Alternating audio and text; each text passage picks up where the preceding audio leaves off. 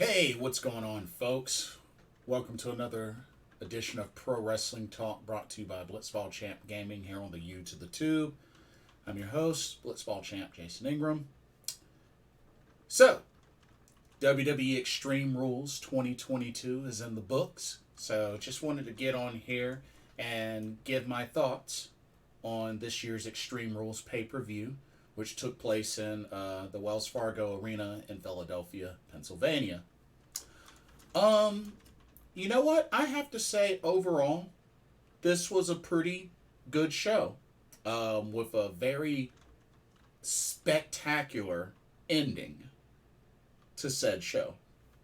But without further ado, let's dive right on in. So, there were only six matches. There were only six matches total, and two of them were title matches. So, first off was the six-man tag team match, which was a good old fashioned Donnie Brooke match, which had the Brawling Brutes taking on Imperium. I'm gonna tell you right now, I thought this was the best match of the whole entire card. A banger of an opener, but I felt like just the whole time it was the best match. I know that Imperium had the momentum early, but then it became mostly back and forth between the Brawling Brutes and Imperium. Really cool spot from Pete Dunne doing the moonsault off the top of the barrel. We saw really long shillelaghs being used, and I really thought the Celtic Cross spot from Sheamus to Gunther was perfect. That was a perfect spot, and of course, was able to hit the Brogue Kick, which I believe that was on. It was either not Marcel Bartel, but Ludwig Kaiser or Giovanni Ricci. I forgot which one it was on, but it was one of those two. One last Brogue Kick to seal the deal, pick up the 1, 2, 3, and the Brawling Brutes win the opening contest. But like I said, it was a great match. I thought it was the best match on the card, personally.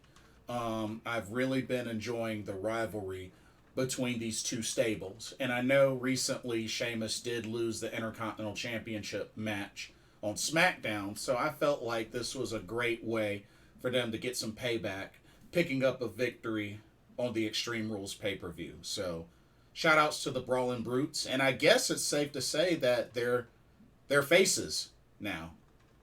I think that's safe to say, especially in this rivalry. So, but I thought the match was excellent.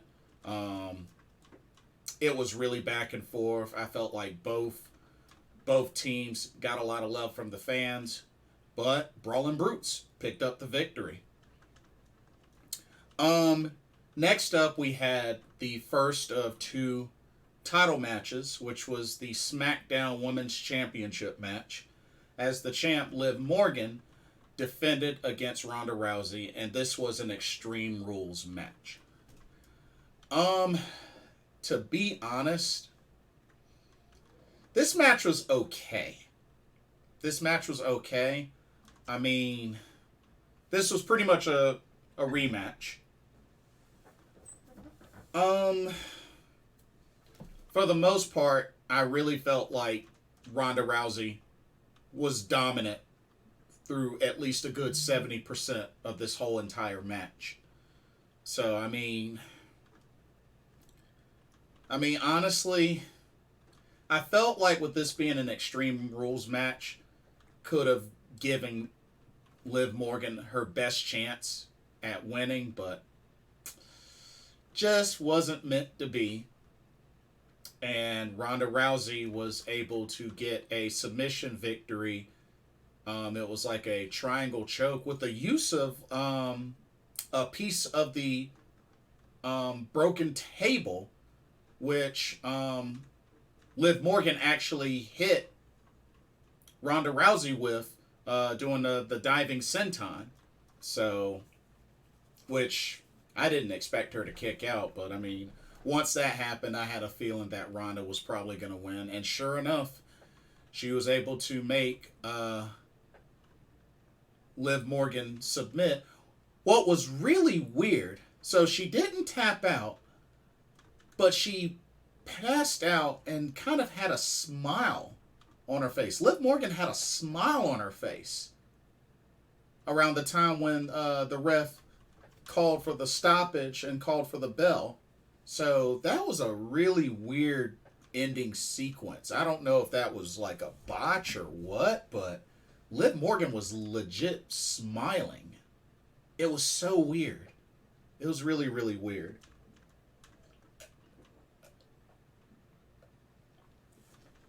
But here's the thing. So that apparently ends Liv Morgan's SmackDown Women's Championship reign at about 90, I think, let me see, 98 days.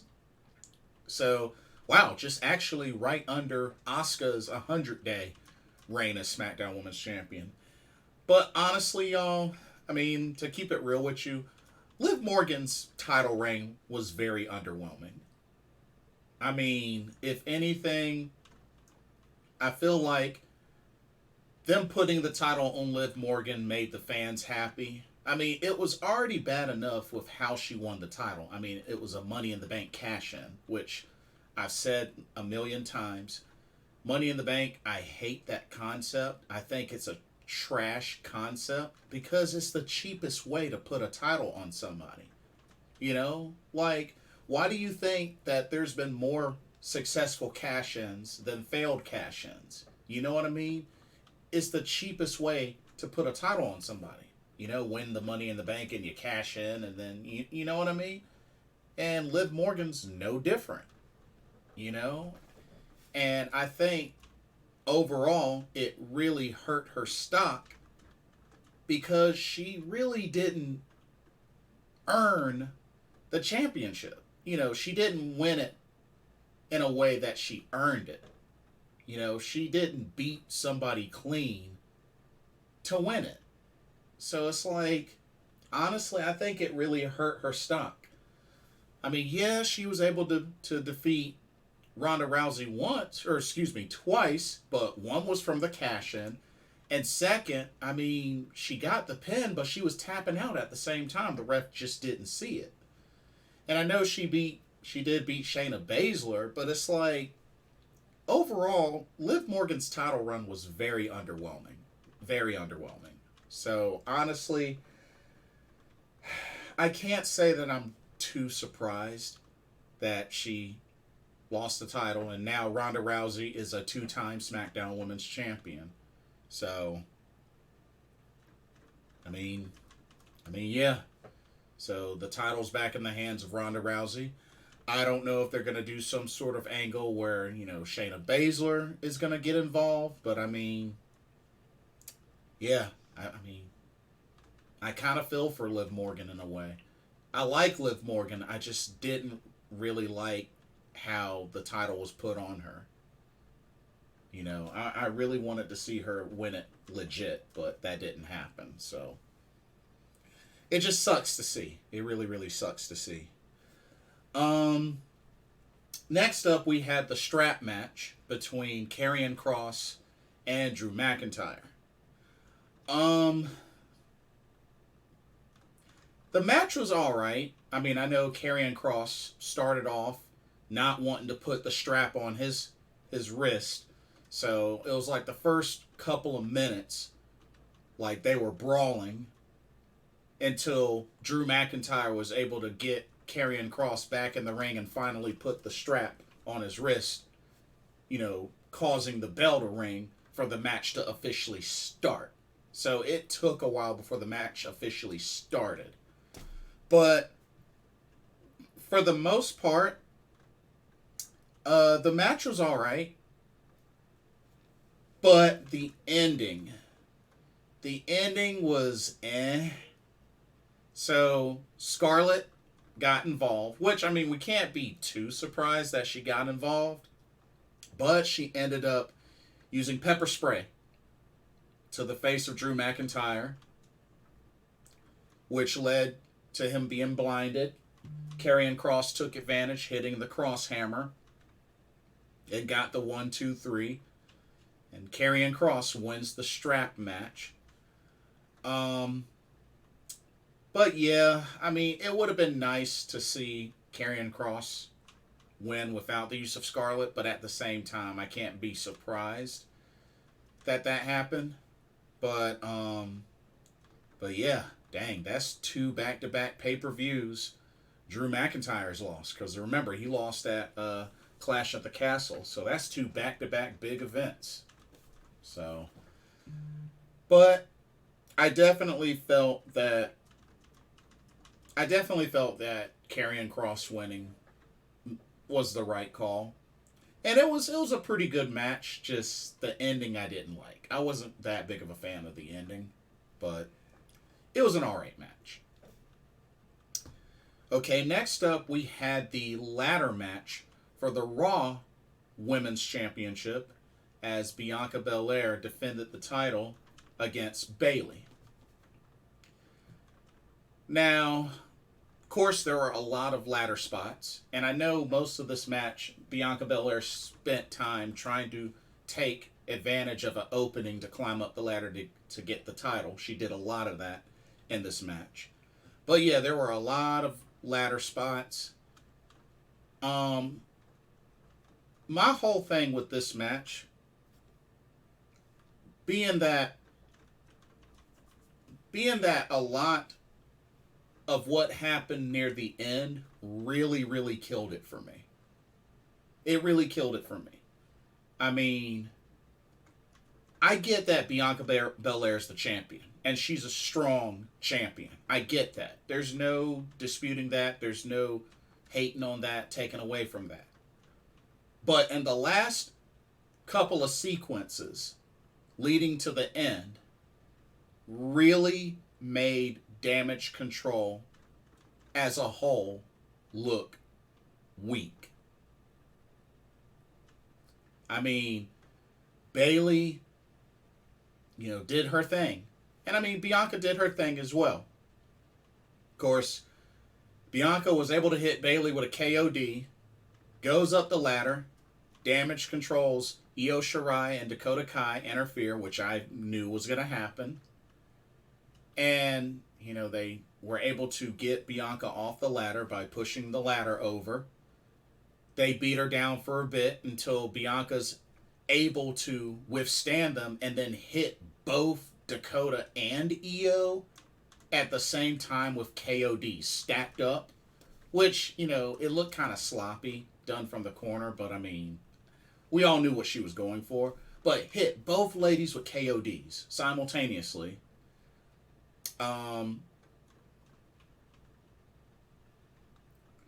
There was a segment where Bayley took advantage of the distraction, hit Bianca with a rose plant, put the ladder over Bianca.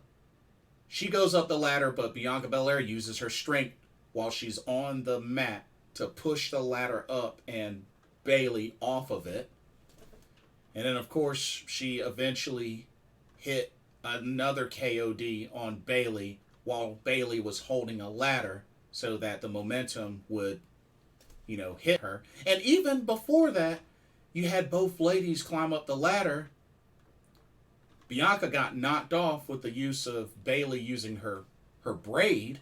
But, of course, Bianca gets up, whips Bayley with the braid before hitting the KOD with the ladder, climbs up, grabs the title, retains the Raw Women's Championship. And she did all of that by herself. There was not a single equalizer or anything like that.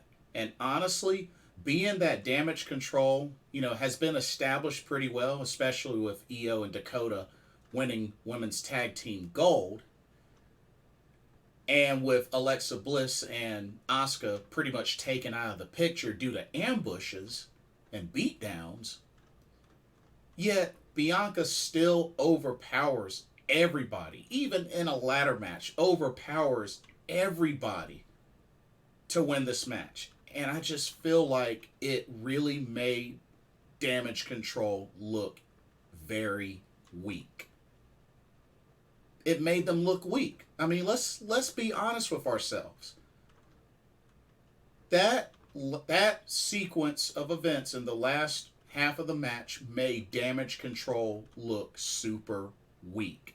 Bianca did that all by herself. She didn't have anybody come to her aid or anything like that. She overcame everything by herself. I mean, at least lately when Roman Reigns, like, he at least gets some interference from the Usos. And even when other folks have, tried to, you know, counterbalance and equalize, he'll still get the win. But Bianca Belair just withstood everything. No allies or anything like that. And I just really feel like, don't get me wrong, I'm in agreement with Bianca winning because I feel like Bayley is going to be Raw Women's Champion eventually, just not tonight. So I agree with the call, but just not at the expense of making Damage Control as a whole look weak. I mean, Bianca did what she did in the ladder match, withstood the tag team champions and KOD both Io and Dakota at the same time, and then eventually, despite the onslaught from Bayley, was able to overpower that and still win. It just really makes Damage Control look weak. So the match was all right, but the ending was really bad. I felt like it was really bad. I understand that Bianca Belair is, strong and whatnot, but that was ridiculous. At the expense of making Damage Control, one of your newest recent stables, look that weak, especially with two of the ladies with championship gold. It makes them look weak. It makes them look weak. So that's my take on that. Okay, next up we had the I Quit match between Finn Balor and Edge. Finn Balor came down with like a mask full of like pins. So I thought that was pretty interesting. But yeah. I thought this match for the most part, the match was alright, but it really dragged out. It dragged out quite a bit, especially for an I Quit match. I mean, there were a lot of different spots inside and outside of the ring. It even went up into the stands. But this match dragged on way longer than I felt that it should have gone.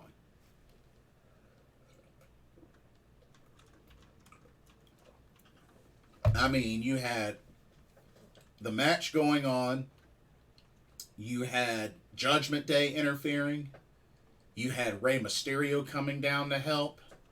You had Beth Phoenix coming down to help. And despite all of that, Judgment Day still gets the last laugh. Was able to force Edge to say, I quit, or else they were going to, concerto Beth Phoenix in front of his eyes. And despite him saying, I quit, Rhea still did it anyway. So, I mean, just so much happened that really dragged out this match. I mean, with the interference from Judgment Day, with Rey Mysterio trying to, even the odds, from Rhea Ripley handcuffing Edge, from Beth Phoenix getting involved, from her getting knocked out with brass knuckles, and then the concerto to Beth Phoenix that forced Edge to say I quit. It's just, it dragged out way longer than it should have. So, I don't know. I'm not going to say it was a crazy, terrible match, but it dragged on extremely long. And I just felt to the point where it became a little over the top. especially for an I Quit match. So, which you don't really see a lot of. So, I don't know. Others may feel different, but just, I don't know. For an I Quit match dragging that long, I just felt it was kind of ridiculous. Just a little ridiculous.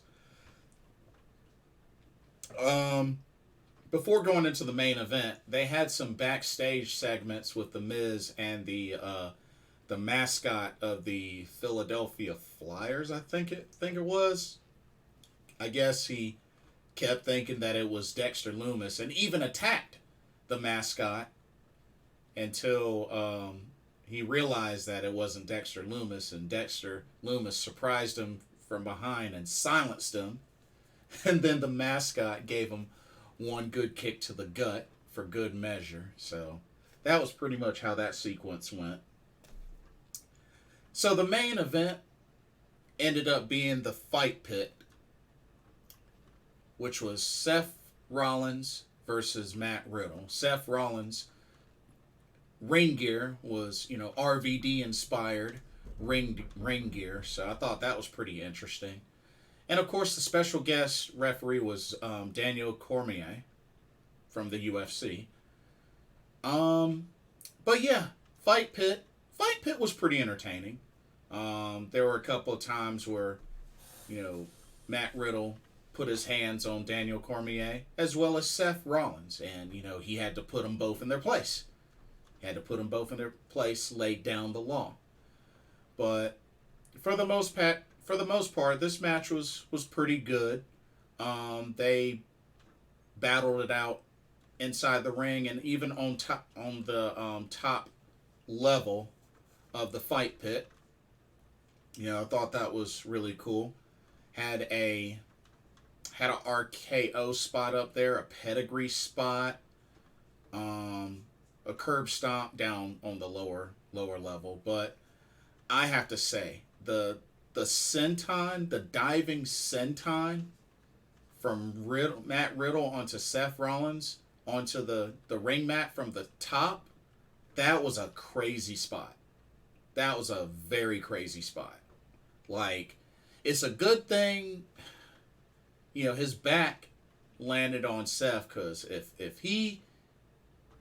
his butt landed on him or his tailbone, oh man, then Seth Rollins would have gotten severely hurt.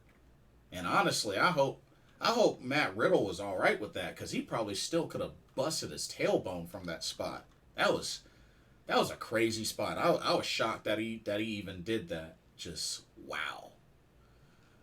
But sure enough, afterwards, he was able to lock in a triangle choke on Seth Rollins. Seth Rollins tried to fight it off, but just was not enough and ended up tapping out. And Matt Riddle wins the Fight Pit match over Seth Rollins. So definitely I thought it was a good match. I really didn't have any complaints with that match. But then at the end, boy, did they send the fans home extremely happy. As the lights went off, all the cell phone flashlights went on, and all of a sudden you could start hearing, "He's got the whole world in his hands." And one by one, they put the spotlight on the different characters from the Firefly Funhouse. And then the camera cut to inside the Firefly Funhouse, to the point where it got to a TV, which it showed a man in a mask. And then there was this door in the middle of the ramp, or the stage or whatnot. There was this door. It was glowing. It eventually opens, and sure enough, a ginormous, thunderous pop from the crowd. He comes in, lantern and all. He removes his mask, and sure enough, it is the returning Bray Wyatt. And of course, blows out the lantern. They showed the, the weird symbol. But it's pretty much safe to say that Bray Wyatt is the White Rabbit. But what a pop from the crowd, and what an awesome ending to this pay-per-view. Bray Wyatt officially returns to the WWE. Triple H, I gotta give it to you. Kudos, mad kudos on scoring the big one, bringing back Bray Wyatt. Gotta give you kudos for that. Good move. Really, really good move. So, way to send the fans home happy, bringing back Bray Wyatt. So, I cannot wait to see what they do with Bray Wyatt, how they book him. Who knows? Maybe he's the one that dethrones Roman Reigns. I don't know. But it'll be very interesting to see what kind of storyline they put together for him. I mean, this is a big return. This is a really big return. So, I'm very curious to see what they do with Bray Wyatt now that he's back. This is incredible. An incredible ending to this pay-per-view. But like I said, overall, I felt like this was a pretty good pay-per-view, especially compared to previous Extreme Rules pay-per-view. I thought this year's was actually pretty good. They had some good matches on here, but like I said, I felt like the old-fashioned Donnie Brooke match, the opening match, I thought that was the best match of the entire card. I thought that was the best match. But, I mean, the Bray Wyatt reveal was definitely the biggest highlight of Extreme Rules 2022. So, good stuff there. That's in the books. And of course, next up will be Crown Jewel in November. I think it was November 5th, which that'll be in Saudi Arabia. And of course, so far the only match that's been announced is Logan Paul versus Roman Reigns for the championships.